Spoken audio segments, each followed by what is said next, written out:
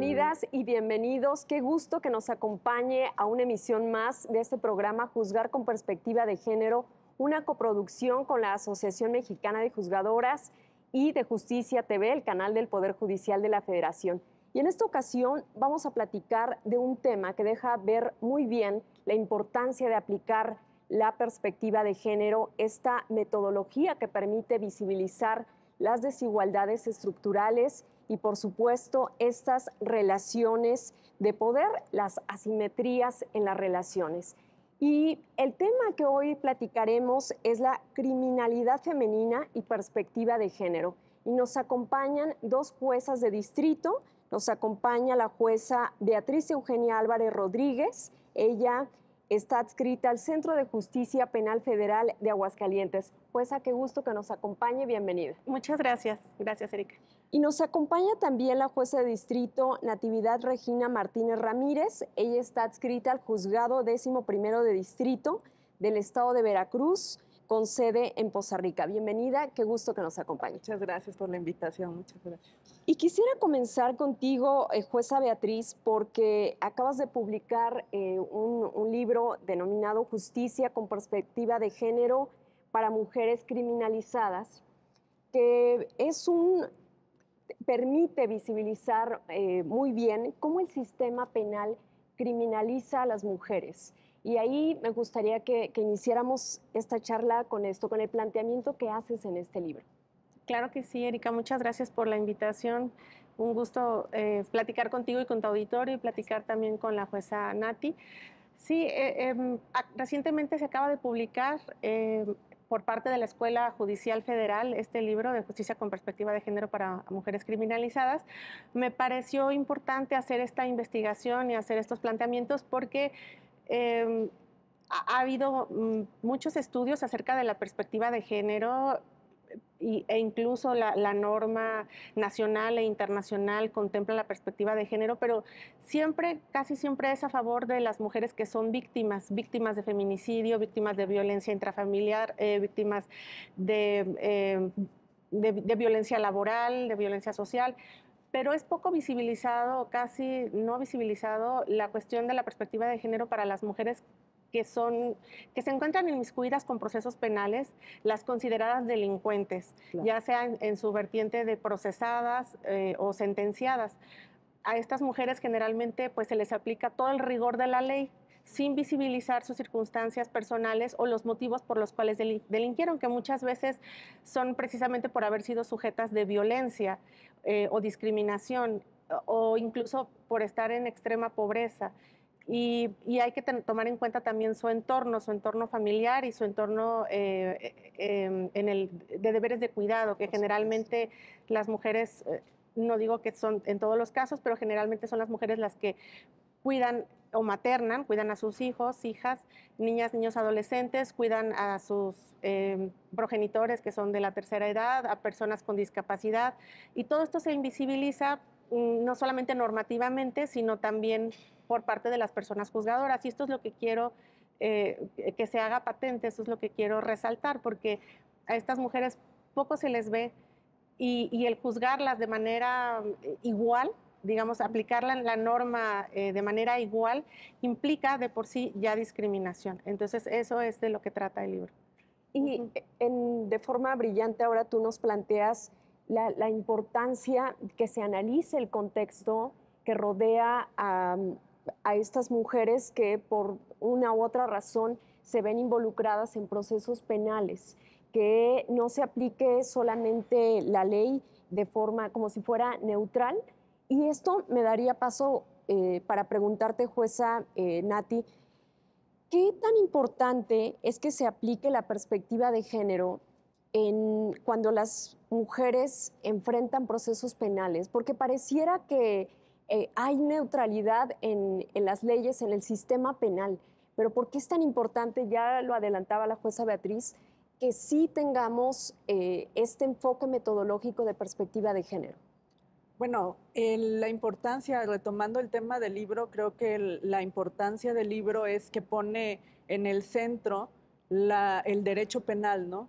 Y como bien lo dijo la jueza Beatriz, El derecho, muchas veces todo el estudio de la perspectiva de género se ha enfocado principalmente en las mujeres que son víctimas, pero ya poner en tela de juicio y poner el foco directamente a las mujeres que delinquen, nos lleva a cuestionarnos precisamente no solo la forma en que analizamos los asuntos en cuanto a las circunstancias, sino esto de la neutralidad de la norma penal, porque recordemos que la norma penal pues principalmente impone sanciones, pero también regula conductas. Entonces, en esa regulación de conductas se ve plasmada la visión del legislador y una visión del legislador predominantemente patriarcal.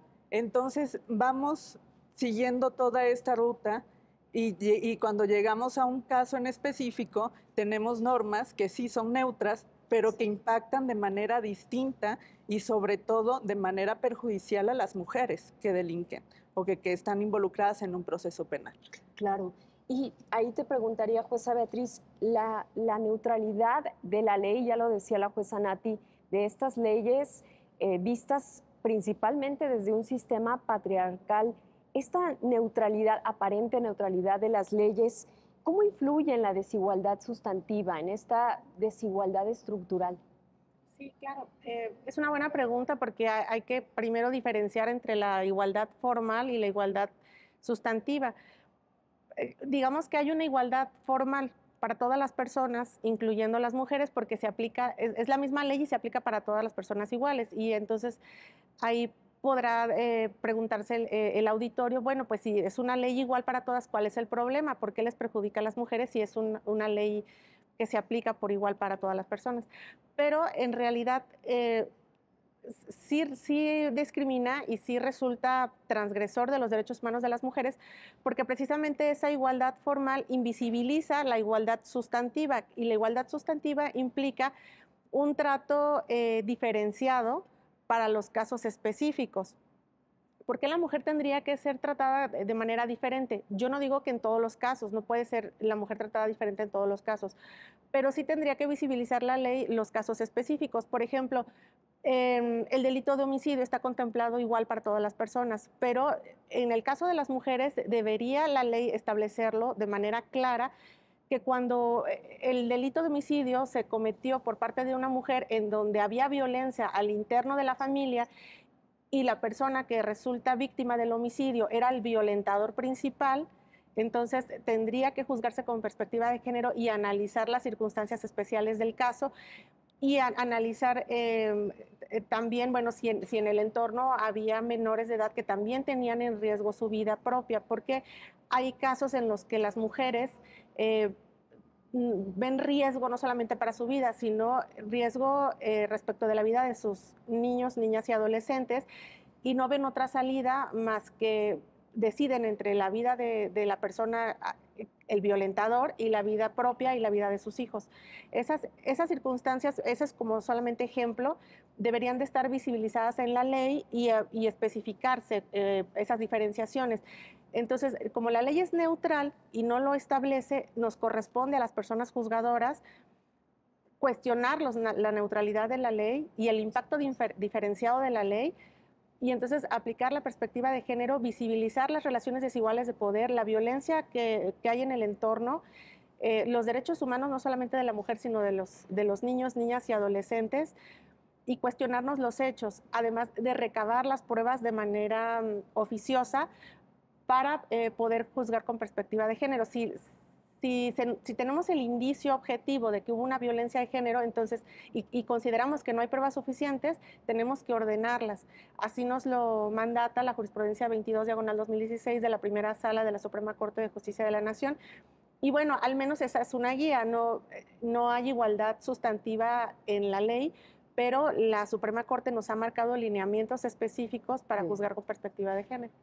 Y qué importante esta diferenciación que hace respecto a la igualdad formal y la igualdad sustantiva. ¿Y por qué es tan importante que la perspectiva de género se aplique en estos casos y en todos para que permita pues visibilizar esas asimetrías de poder, esas relaciones donde puede haber una persona dominante y otra dominada, y que las personas juzgadoras tengan siempre presente, tú lo decías muy bien, no solo el enfoque de los derechos de las mujeres, también de los niñas, niños y adolescentes, y por supuesto también un enfoque de derechos humanos.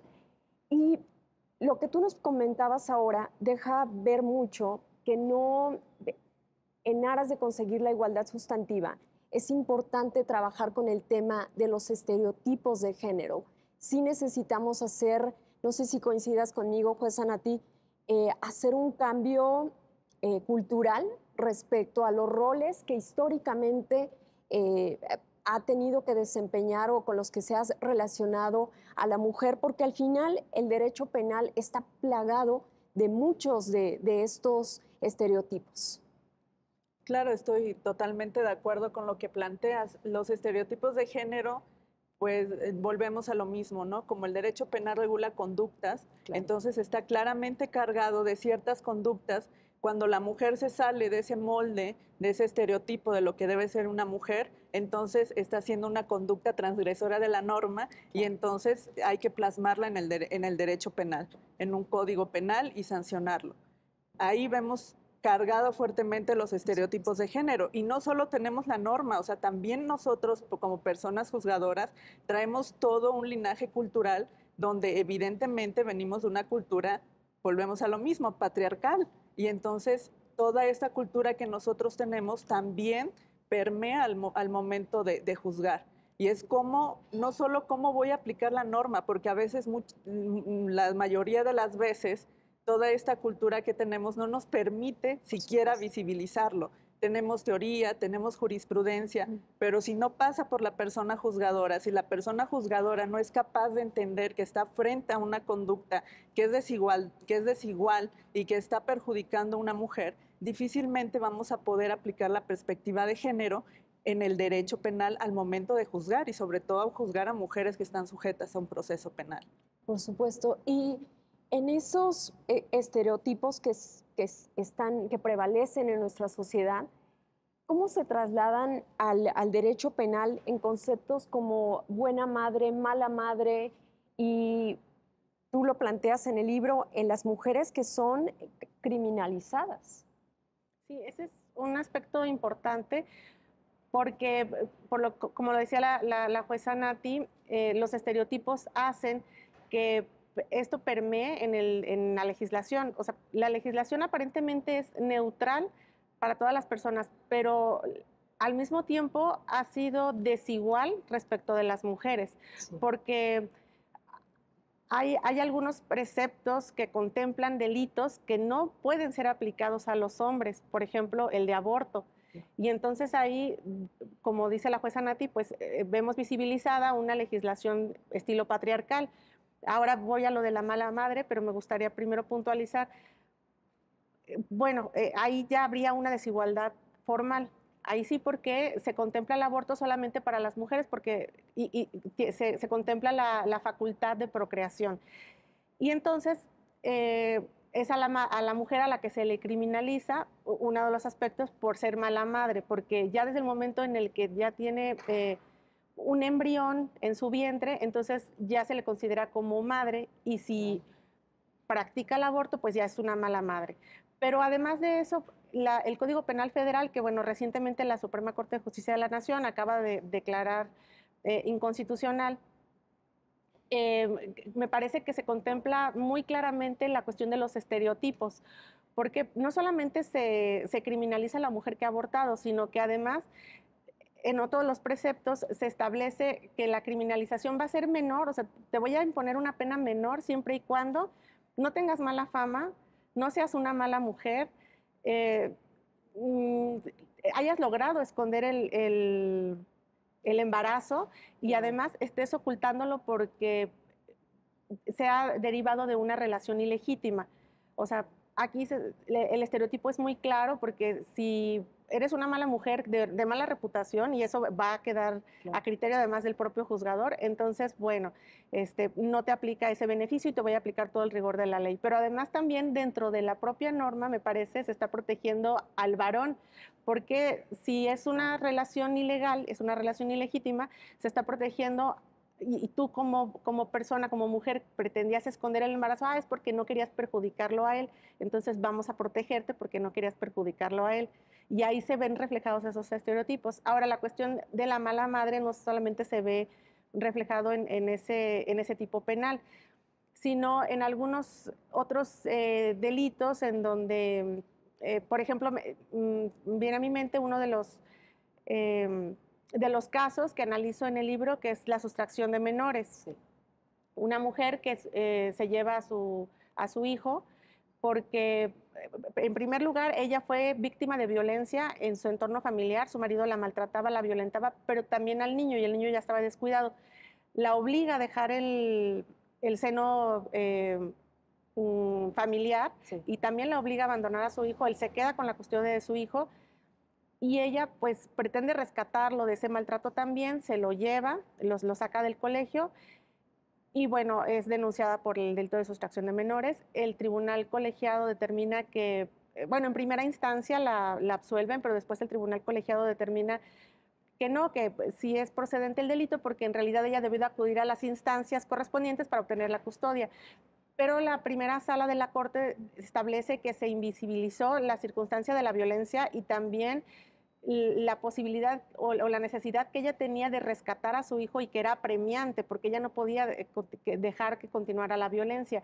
Y eso no lo tomó en consideración el tribunal colegiado, entonces se ordena que se analice la perspectiva de género y que además evite estereotipos en la determinación. Esta cuestión de los estereotipos precisamente está inmiscuida la cuestión de la mala madre, porque si una mujer comete un delito y en este caso en perjuicio de su menor, porque es de sustracción de menores, pues se le considera mala madre. Se les consideran malas madres a las personas que están en reclusión y ha habido ocasiones, aunque, bueno, generalmente todas las prisiones deben de permitirles a las madres tener a sus menores de 6 años con ellas, se les criminaliza y ¿cómo va a ser posible que un niño esté con una mala madre si ya fue criminalizada, si ya fue procesada, si ya fue sentenciada? Entonces se le va juzgando a la mujer como la mala madre, sin tomar en consideración sus circunstancias a lo mejor de pobreza extrema, de desigualdad, de necesidades personales. Y al juzgarla como mala madre, pienso que se les criminaliza más, no solamente a nivel judicial, sino en el seno familiar de estas mujeres. Y ahí planteas algo que es muy importante, que tiene que ver, por supuesto, con estos estereotipos de mala madre y también con la necesidad de visibilizar que socialmente se les juzga a las mujeres por no cumplir con esos estereotipos. Ya lo mencionaba la jueza Beatriz, algunos de los elementos que se deben de tomar en cuenta a la hora de resolver estos asuntos en materia penal. ¿Qué otros elementos, jueza Nati, tú verías como muy importante para juzgar con perspectiva de género asuntos penales que permitan justamente identificar los estereotipos, las relaciones de desigualdad y, pues sí, los roles en los que siempre se ha catalogado a las mujeres? Muy bien se plantea en el libro y lo pone en discusión el hecho de que se debe analizar mucho y debemos tomar mucho el contexto en el que se desarrolla la mujer que está sujeta a un proceso penal. Yo cuando leí el libro me pareció muy importante esta parte de decir, bueno, vamos a analizar las condiciones, qué la llevó a cometer este tipo de conductas y muchas veces la mujer lleva a cabo este tipo de conductas precisamente porque o un hombre la obligó, porque está siendo parte de la lealtad de la mujer con el esposo, con el padre, que también comete hechos delictuosos. A mí me pareció muy importante, pero también creo que habría que cuestionarnos que también la mujer al momento de desplegar su defensa cuando está ya en un proceso penal, porque muchas veces no nos permite la propia mujer que está sujeta a proceso conocer todo este entorno que la rodeó. ¿Por qué? Porque su defensa se basa principalmente en la defensa que va a desplegar su esposo, su hijo o su padre. Entonces, ¿cuál es la defensa de la mujer? Tú no digas nada, o si era tu novio, di que no lo conoces, que nunca se habían visto, que se vieron en tales circunstancias. Y ahí, ¿cómo podemos, sería cuestionarnos, cómo poder analizar ese contexto de la relación mujer-hombre que la llevó a estar sujeta a un proceso penal cuando su defensa es totalmente neutra? Precisamente para beneficiar al hombre, que es el que niega todo tipo de conducta, y no voy a proporcionar mayores datos porque yo me estoy protegiendo. Entonces ya la mujer se queda sin ninguna posibilidad de desplegar una defensa adecuada, y que también nos imposibilita como personas juzgadoras poder analizar otras circunstancias. Y qué importante lo que planteas, jueza Nati, cómo incluso en esa etapa de la defensa se perpetúa esta relación de poder que le impide pues garantizar su derecho a una defensa adecuada, a la presunción de inocencia, pues a llevar un proceso en las mejores condiciones. Finalmente termina pues cargando con guardando silencio, ¿no? Que es parte de lo que ha ayudado también, no sé si coincidas tú conmigo, jueza Beatriz, a criminalizar a las mujeres. Tú ya mencionabas algunas de las características de las mujeres quienes están presas, que enfrentan procesos, y tú decías, son mujeres de escasos recursos, mujeres pues sí, algunas de ellas sin alguna instrucción académica. Estamos, y ahí te preguntaría, ¿estamos criminalizando a la pobreza? ¿Estamos...? Sí, me parece que es un tema importante la cuestión de la feminización de la pobreza, que también abordo dentro del libro. La criminalización de la pobreza es evidenciar las circunstancias precisamente de falta de acceso a los recursos por parte de las mujeres. Dice un autor, Emilio Álvarez y Casa, que la mujer es la más pobre de los pobres, porque es la que menos oportunidades tiene de poder acceder a educación, por ejemplo, y también de acceder a un buen trabajo, o a un trabajo que al menos le resulte digno para ella y para su familia. Entonces, al no tener esas posibilidades, precisamente por encontrarse al cuidado de los hijos, cuando se ve sola con los hijos, porque ya no recibe apoyo de nadie, entonces es la carga de cuidar a los hijos, y además la carga de salir por el alimento para ellos. Y en esas circunstancias muchas veces se ven inmiscuidas en cuestiones criminales, donde les ofrecen dinero fácil para poder sustentar a su familia. Mira, no necesitas ni salir de tu casa, nada más guárdame estas armas, guárdame, o estos paquetes. O lleva tal. O lleva tal, ajá, o en cuestión de secuestros, bueno, tú vas a darle alimento a estas personas, mira, no vas a hacer nada mal, al contrario, les vas a dar alimento, los vas a cuidar. Y las ponen en el primer plano, porque si llega a haber un cateo, si llega a haber alguna investigación, pues ellas son las primeras que dan la cara, como las personas que tenían guardados los artefactos, los objetos, a las personas, y finalmente tienen que quedarse calladas porque entonces están amenazadas por las personas que las contrataron, por el crimen organizado, amenazadas ellas y sus hijos, pero esas circunstancias, como dice la jueza Nati, no se ven, se invisibilizan porque no lo dicen. Entonces, se quedan calladas, tampoco lo dicen sus defensas, y generalmente las defensas, pues sí, efectivamente solamente se enfocan en la defensa del varón, y a ellas las dejan solas, sin ninguna posibilidad. Pero es importante plasmarlo, visibilizarlo, para irnos también nosotros sensibilizando al respecto. Sería muy arriesgado decir que la mujer es vulnerable en el derecho penal. Sí, sí lo es. No en todos los casos, eso también lo dejo patente, porque no solamente por el hecho de ser mujer implica que se va a aplicar perspectiva de género o que es vulnerable de por sí. No, tiene que haber datos objetivos que revelen esa circunstancia, no necesariamente pruebas, y si la persona juzgadora considera que se necesitan pruebas, entonces estamos obligados a recabarlos de manera oficiosa. Pero si no, solamente con datos objetivos que revelen alguna circunstancia de desigualdad, de discriminación, de violencia, de vulnerabilidad de alguna manera, que revelen que es necesario juzgar con perspectiva de género.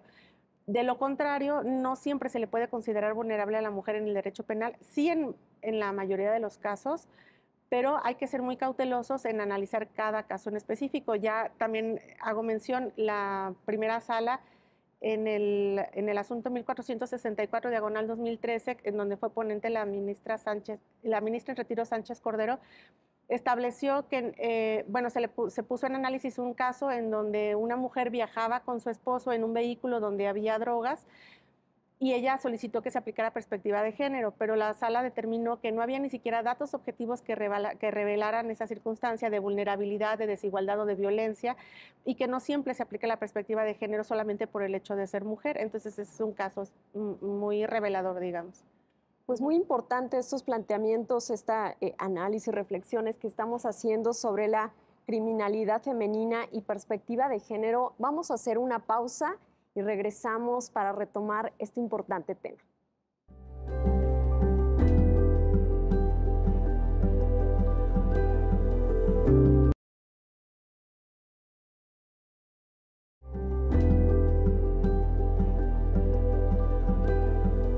Ya estamos de regreso en este programa Juzgar con Perspectiva de Género y estamos reflexionando con las juezas de distrito Beatriz Álvarez y Natividad Martínez el tema de la criminalidad femenina y perspectiva de género.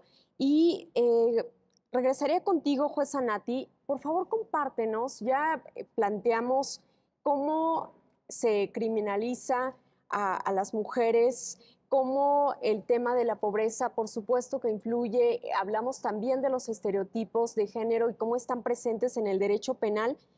Y me gustaría que nos compartieras desde tu perspectiva como jueza federal, ¿cuáles son los efectos que tiene el encarcelamiento de las niñas, de los niños? Porque finalmente ellos también son parte de este sistema penal y de las consecuencias que se pagan.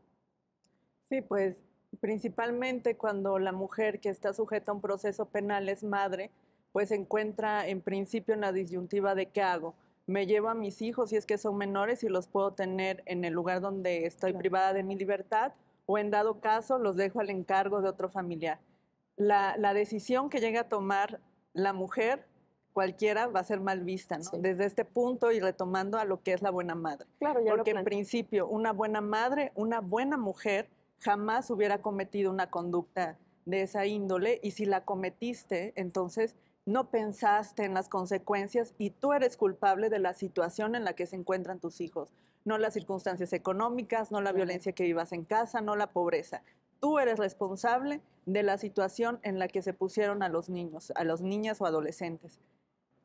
¿Qué pasa? Se llevan a los niños a los lugares donde se encuentran privadas de la libertad. Las mujeres pues enfrentan un sinnúmero de carencias y además de necesidades tanto educativas como médicas que muchas veces no se puede, el Estado no se da abasto para proporcionar todos estos tipos de ayuda para ellos, ¿no? Cubrir estas necesidades, cuando evidentemente es obligación del Estado proporcionarlas de manera adecuada y pronta.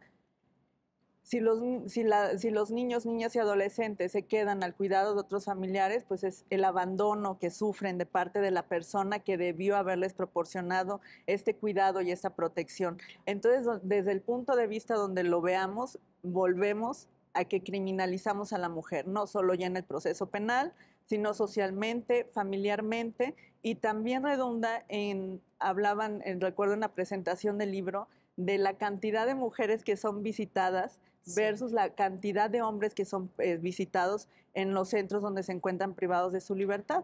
¿Por qué? Porque volvemos a lo mismo. ¿Quiénes son las que visitan a las personas que se encuentran privadas de libertad? Las mujeres.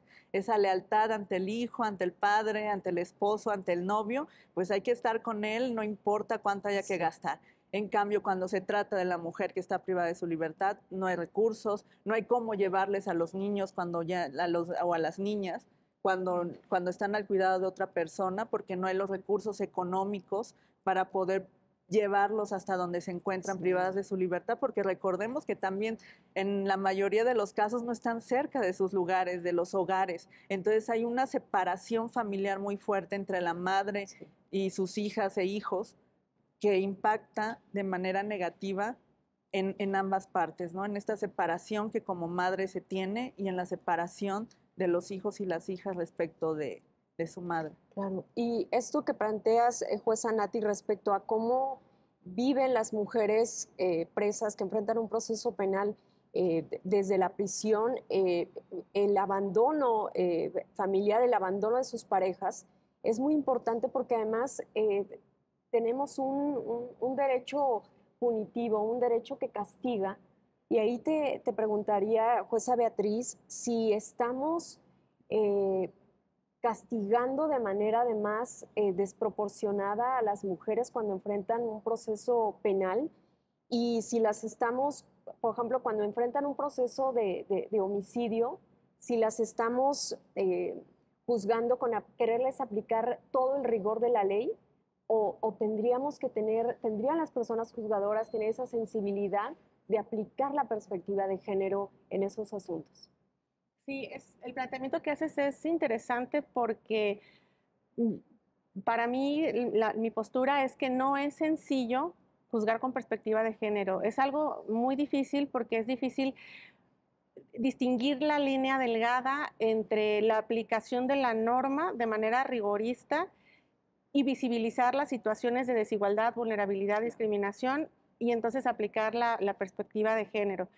Generalmente es más sencillo decantarse por la primera opción y aplicar con todo el rigor de la ley, aplicar con todo el rigor la ley. Y esto, bueno, les perjudica a las mujeres que han sido víctimas de violencia, discriminación o vulneración en sus derechos.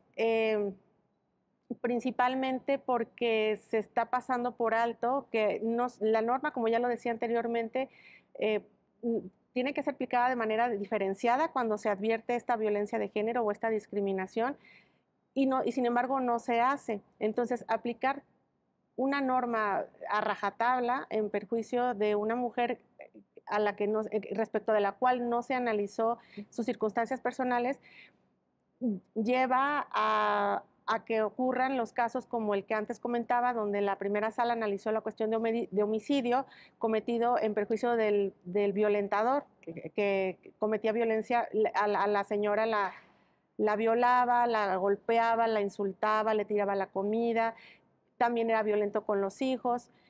Y simplemente el tribunal colegiado pasó por alto todas las circunstancias de violencia de género y aplicó la norma. Entonces sí, en ese caso, aplicar la norma implica inadvertir el impacto diferenciado de la norma respecto de esas personas vulnerables y también respecto de los hijos que se encontraban dentro de ese mismo entorno familiar. Eso termina perjudicándole a la mujer y termina perjudicando su entorno. Y lo que la primera sala estableció de manera muy puntual es que tiene que visibilizarse la perspectiva de género, tendría que analizarse el entorno de violencia, claro. Si se estimaba que faltaban pruebas, pues recabar más pruebas para poder tomar una determinación. Pero sí, la norma debe de ser visibilizada en cada caso específico, no aplicarla. Incluso las reglas de Van Gogh, que son reglas a nivel internacional, establecen las circunstancias en que puede aplicarse una norma a una mujer y se establece que debe analizarse también su entorno, debe analizarse si es madre, si está en periodo de lactancia, si está embarazada. Y se establece que la persona juzgadora pues debe de aplicar tanto medidas cautelares como penas que incluso lleven a la mujer a llevar sus procesos en libertad o a ejecutar las sentencias en libertad también, de tal manera que no se afecte su entorno familiar. Y ahí lo que nos plantea la jueza Beatriz, jueza Nati, me da paso para preguntarte si además de aplicar solamente la norma, se necesita la sensibilidad de las personas juzgadoras para desaprender y para tener esta apertura de estar abiertos, pues sí, a un nuevo enfoque metodológico. Claro, totalmente.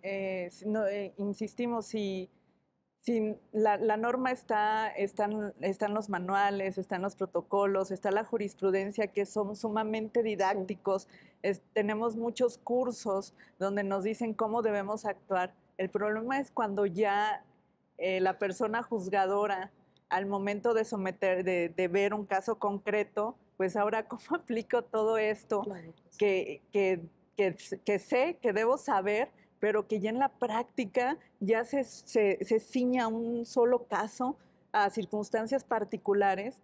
Y a pesar de todo esto que tenemos, si no estamos sensibilizadas y sensibilizados respecto al tema de cómo hay todavía en nuestro tiempo diferencias, cómo es posible que hasta hace poco estemos hablando de la inconstitucionalidad de un tipo penal como el aborto, ¿no?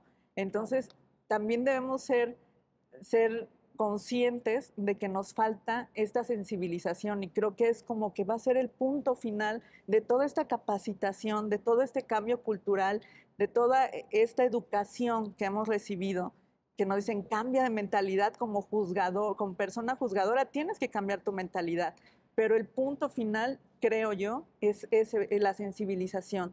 ¿Por qué? Porque a partir de ahí el juzgador va a poder, la persona juzgadora va a poder advertir, aquí hay algo distinto que está perjudicando a la mujer de manera negativa. ¿Por qué? Por sus circunstancias, por las cuestiones culturales y sobre todo por los estereotipos de género. Si nosotros como personas juzgadoras traemos una carga fuerte de estereotipos de género, ¿cómo los vamos a poder advertir y decir, no, no lo aplico, ¿no? La norma no aplico el estereotipo de género, los hechos no aplico el estereotipo de género, cuando yo en mi día a día lo aplico. Y no es porque no, tampoco se trata, bueno, tenemos que cambiar necesariamente en esta función, pero sí, ahora creo que el punto es principalmente enfocarnos a esa sensibilización. Claro. Y la jueza Nati nos plantea el papel tan fundamental que juegan las personas juzgadoras en ese cambio de chip cultural y de desaprender. Y ahí te preguntaría, jueza Beatriz, si las sentencias con perspectiva de género tienen ese efecto pedagógico para educar a la sociedad. Sí, como bien dice la jueza Nati, son muy didácticas las sentencias de la Suprema Corte de Justicia de la Nación al respecto, te van llevando paso a paso y de la mano sobre lo que es la perspectiva de género y cómo debe de aplicarse. En ambos casos que cito en el libro como ejemplo, porque hay muchos más que ha emitido la primera sala, por ejemplo, el caso de Mariana Lima, que ahí fue un feminicidio, va explicando qué es la perspectiva de género, cuáles son los estereotipos, qué son las categorías sospechosas, por qué las categorías sospechosas son consideradas como focos rojos cuando están inmiscuidas en una norma o están inmiscuidos dentro de alguna determinación. ¿Por qué ocurre la violencia de género? ¿Cómo se encuentra inmersa la persona que sufre esa violencia en el entorno familiar? Por ejemplo, en el caso de homicidio, la Corte bien lo plantea y bien establece que las personas podemos pensar que una mujer puede salir fácilmente de un círculo de violencia, claro, y que si está ahí es porque quiere, como dice la jueza Nati, bueno, pues entonces es tu culpa que te golpeen a ti y que golpeen a tus hijos. Y bien dice la Corte, pero se pasa por alto que ya están en un estado psicológico de tal vulneración y de tal violencia que ya no advierten los focos rojos y que ya no advierten que están llegando al límite, porque la violencia va subiendo de grado y llegan al punto en donde o es la vida de ellas o es la vida del violentador, en donde puede ocurrir ya no homicidio, sino feminicidio. Y la mujer no fácilmente puede salir de ese tipo de violencia. Todo esto lo va explicando de manera muy didáctica la Corte y va llevando de la mano, de tal manera que cualquier persona que lea un tipo de estos, una sentencia de este tipo, donde se analizan derechos humanos en general, es fácilmente entendible y abre la mente de las personas y abre la mente de los juzgadores, de las personas juzgadoras, que es lo que es importante, como comenta la jueza Nati, porque quiero puntualizar que la perspectiva de género no debe de ser considerada solamente como una herramienta de trabajo, porque al considerarla así implica que entonces yo tengo que aplicar esto como si fuera una norma y bueno, no estoy de acuerdo porque tengo mis propios prejuicios, pero la aplico porque estoy obligada y en el mejor de los casos que la apliquen. La perspectiva de género debe de ser analizada como una cuestión de derechos humanos Y como decían ustedes dos, tenemos que abrir nuestra mente a una mente democrática y progresiva, de tal manera que veamos con otro enfoque los asuntos que llegan a nuestra jurisdicción para que podamos resolverlo en el caso que corresponda con perspectiva de género. Y qué importante esta precisión que haces, jueza Beatriz, de que no sea vista la perspectiva de género solo como una herramienta, porque si no se deja como algo opcional del juzgador si la quiere aplicar o no. No, es parte de la obligación que tiene además por jurisprudencia la Suprema Corte, de la Corte Interamericana también, de aplicarla. No es opcional, es parte de lo que tiene que ir acompañado a la hora de dictar sentencia. Y yo retomaría algo que tú planteas sobre que el derecho no puede dejar de conocer la realidad, que tiene que tener muy presente que las mujeres que están involucradas en un proceso penal, que enfrentan procesos, tienen un contexto y que se tiene que analizar la situación específica de cada uno de esos casos. Mencionas el caso de Mariana Lima y lo retomo porque me parece muy importante el pronunciamiento que hizo la Suprema Corte y que derivó en una jurisprudencia que obliga a juzgar con perspectiva de género. Si ese asunto no hubiera llegado no se hubiera judicializado, no hubiera llegado a un tribunal, a la Suprema Corte, no hubiera tenido este efecto pedagógico en la sociedad y en las mismas personas juzgadoras. Y sí me gustaría como rescatar esa parte del papel que tienen como tribunales, como juzgados, ustedes como juzgadoras, en incidir en el cambio cultural desde el cual se ve a la mujer como sujeta de derechos y también como esa persona que tiene derechos, por supuesto, cuando enfrenta procesos penales. Sí, no, totalmente las sentencias nos ayudan a visibilizar casos específicos y a partir de esos casos específicos ver cómo podemos aplicar esta perspectiva de género. El hecho de que un alto tribunal como la Suprema Corte, ya sea en pleno o en cualquiera de las salas, se pronuncie, pues es una medida ejemplificativa, porque precisamente por el argumento de autoridad que tiene la Corte, no solo permea sobre las personas juzgadoras, sino de la sociedad.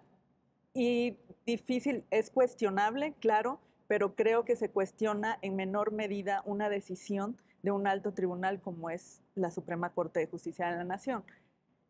Cuando lo llevamos a juzgados, a tribunales, pues las sentencias son igual de importantes porque yo creo que estas sentencias contagian, ¿no? Nos contagian a nosotros como personas juzgadoras de que, mira, el compañero, la compañera lo hizo, yo no lo había visto así, lo puedo hacer.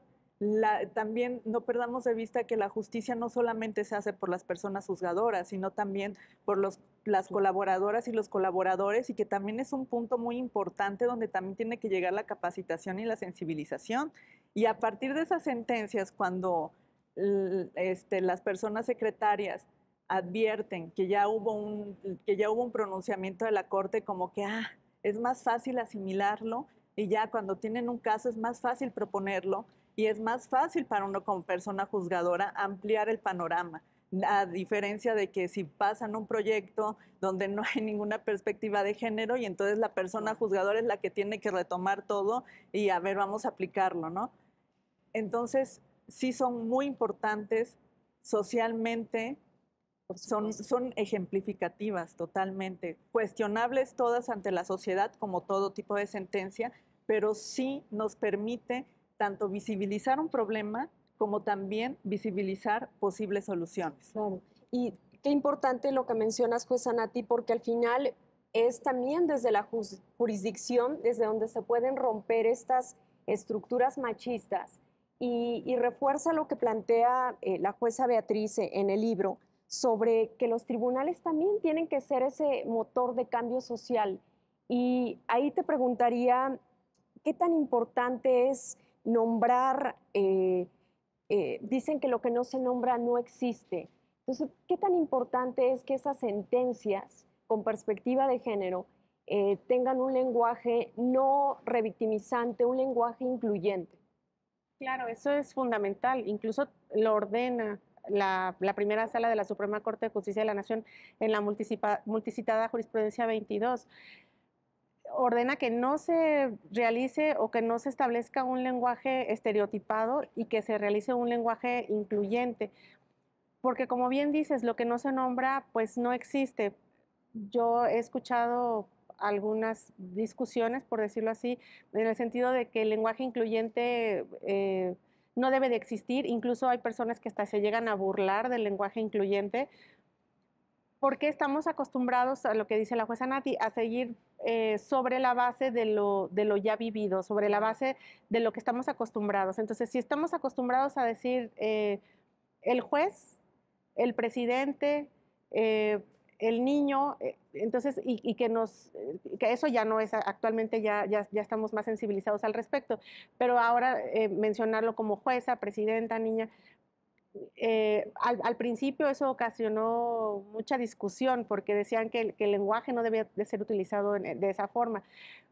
Pero si nosotros no vamos utilizando un lenguaje incluyente y no lo visibilizamos, entonces vamos a ser parte de esa sociedad que aplica estereotipos de género y una sociedad que no es incluyente. Entonces, no importa el tiempo que nos lleve, no importa que haya burlas incluso en el lenguaje, en cuanto al lenguaje incluyente, pero seguir haciéndolo hasta que se vuelva costumbre, no solamente en nuestro día a día, sino muy importante pues en nuestras determinaciones jurisdiccionales. Porque como dice la jueza Nati, al hacerlo resolución, al hacerlo determinación, impacta de una manera o permea la sociedad de una manera más directa. Si ya está plasmada en una determinación, en una resolución, pues significa que así debe de ser, significa que es lo correcto, aunque las sentencias sean cuestionables. Es importante que vayan permeando en nuestras resoluciones. Y ya para finalizar, me gustaría pedirles a cada una su opinión, su reflexión respecto a cuáles son los retos que vienen todavía para hacer que permee en nuestra sociedad, que permee en el ámbito jurisdiccional esta obligación de aplicar la perspectiva de género y que acompaña todo el proceso penal, no solamente en una de las etapas, sino que sea transversal aplicarlo y por supuesto que se dé cuenta de la interseccionalidad. Sí, bueno, estas son cuestiones importantes. La cuestión de la interseccionalidad tiene que ver con visibilizar diferentes categorías sospechosas. Puede, o sea, puede no solamente tratarse de una mujer que vivió un entorno de violencia, sino que además puede tratarse de una mujer adolescente, entonces estamos hablando de una menor de edad, indígena, claro. entonces ya ahí ya son 3 categorías sospechosas. Eh, en extrema pobreza ya son 4 y todo esto tiene que analizarse con interseccionalidad, es decir, como ya hay más de una categoría sospechosa, ya tiene que ser muy latente, muy evidente que tenemos que juzgar con perspectiva de género y poner mucha atención en todas esas circunstancias y ver cómo le impactaron a esa persona para que no quede todavía más vulnerada o más vulnerable ante la aplicación del derecho y sobre todo ante la aplicación del derecho penal. Es decir, aquí se aplica esto de no todo el rigor de la ley o a rajatabla la ley, sino visibilizar esas circunstancias. Y la cuestión de la transversalidad, pues implica la aplicación de políticas públicas que ayuden a visibilizar esta circunstancia y que ayuden también a la aplicación de la perspectiva de género. Como decía la jueza Nati, pues en la aplicación no solamente de las leyes, sino la visión que tengan los legisladores de comenzar a legislar con perspectiva de género. La capacitación que tiene que haber para las personas juzgadoras, para las personas integrantes de los poderes judiciales en cuestión de perspectiva de género, y se van sumando, ¿no? Para hacerlo transversal y que vaya permeando en los legisladores, en el Poder Judicial, en la sociedad, poco a poco, y que se vaya visibilizando la necesidad de aplicar derechos humanos en favor de mujeres y en favor también de las niñas y adolescentes. Pues aquí está el reto que plantea muy importante la jueza Beatriz. Jueza Nati, ¿tú identificas algún reto que quisieras compartirnos respecto a la aplicación de la perspectiva de género en el derecho penal? La sensibilización de cómo impacta los estereotipos de género que negativamente Claro. tanto en hombres como en mujeres, pero históricamente ha impactado de manera negativa y en mayor medida en mujeres, ¿no? Sí. Entonces, analizar que históricamente venimos de muchas cosas que como mujeres hemos estado en situaciones de desventaja y que a pesar de todas las cuestiones que han cambiado en los últimos años, aún seguimos en desventaja y hay muchas cosas que cambiar. Entonces, el principal reto, creo yo, es esta sensibilización de que este problema fue, es y seguramente, y esperamos que no, lo será, pero es esa herramienta de cambio para que ya estos impactos negativos dejen de serlo. Entonces creo que ese es el principal reto al que nos enfrentamos.